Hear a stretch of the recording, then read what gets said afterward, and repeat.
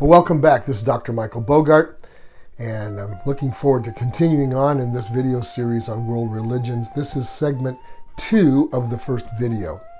In the previous segment, we confronted several key issues in learning about world religions, such as the existence of God, personal biases, the use of human reasoning, and the importance of understanding key terms. The topic in this segment is going to be discovering what we have to work with. So what are the tools in our religious studies toolbox? Well, we have several tools. First, we could use social sciences such as psychology, sociology, anthropology, etc. These disciplines study the behavior patterns of religious people and cultures. They can organize and classify what they see for analysis, and it's very helpful. But like a hammer, the hammer is only good for certain jobs in a larger construction project. And so this is only one of the tools that we have to use. Then there's history, which is an attempt to reconstruct the facts and the timeline concerning past religious events, religious people, the development of religious organizations, evolution of study and teachings, and that sort of thing. So we can use history as a tool to look back.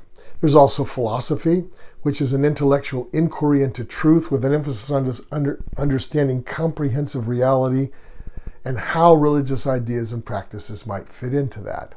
So that's another tool. And finally, we have the tool of theology, which is the study of divinely revealed truth from within a religion. So it's an insider's inquiry into truth. All right. Moving from the tools to the thorny question of how religious motives and impulses began among humans, there are several theories. So here are some of them. Religion as heroic mythology.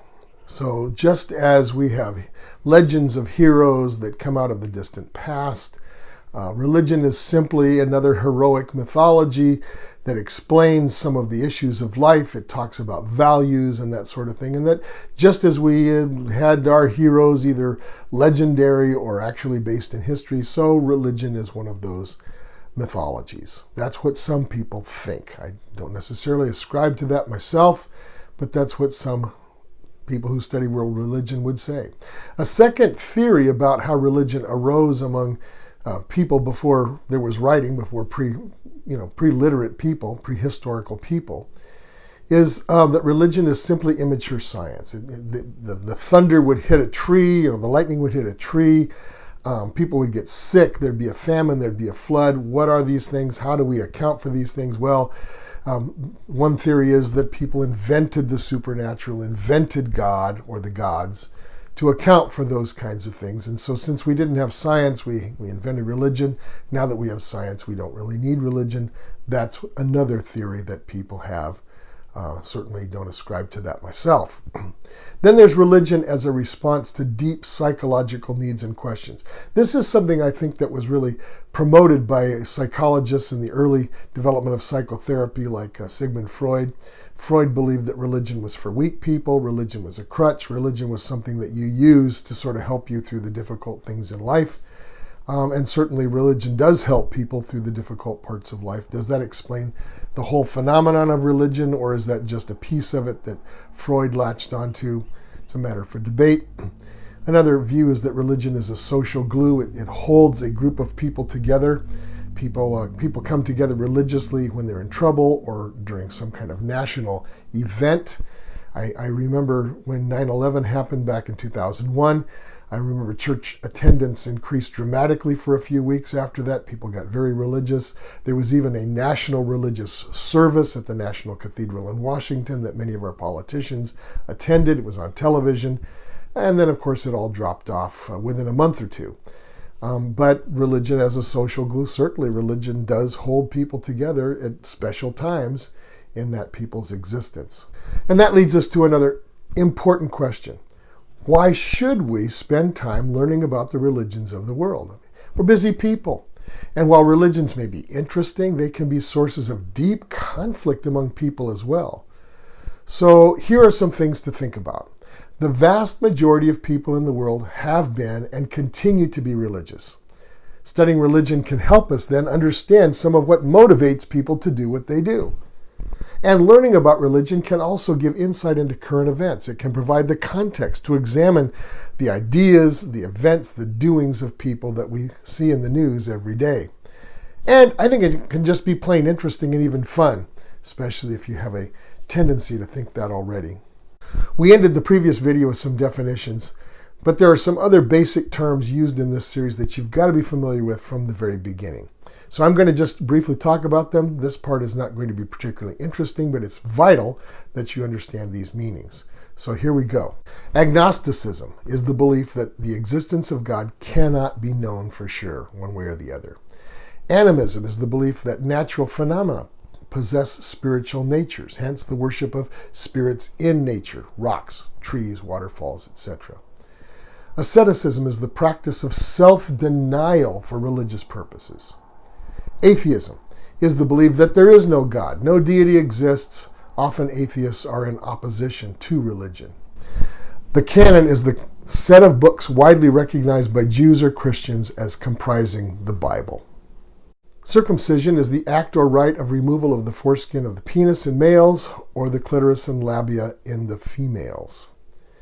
Divination is the attempt to forecast the future or read omens by occult methods.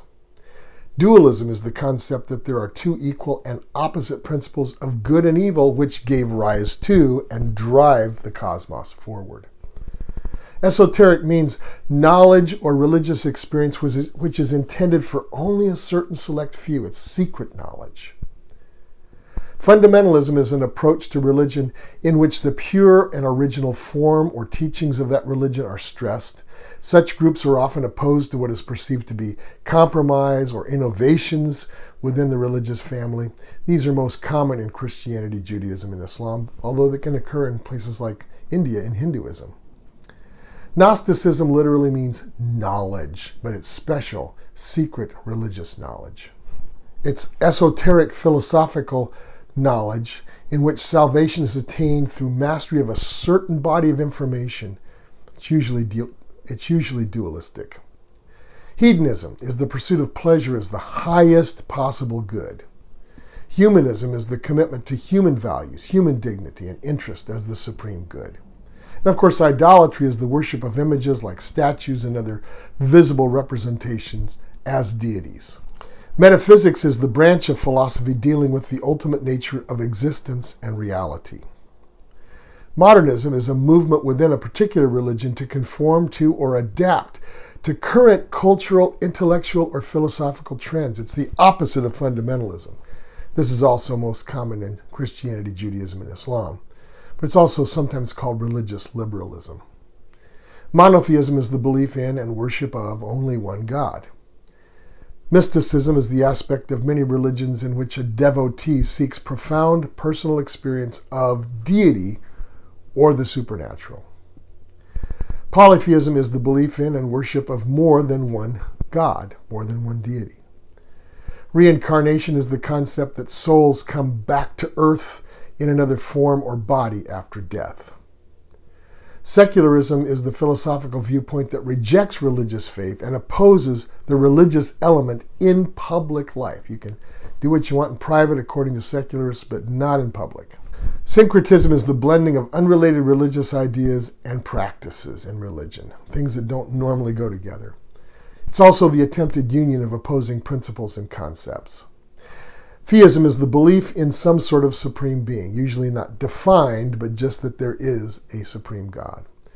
And universalism is the belief in the ultimate salvation of everyone, all people, regardless of religion or past deeds. Everybody makes it in a universalist system. Yeah, I know that was a long list, but it was necessary. So I hope you'll kind of review that list. You're going to need to know what those words mean as the series goes along.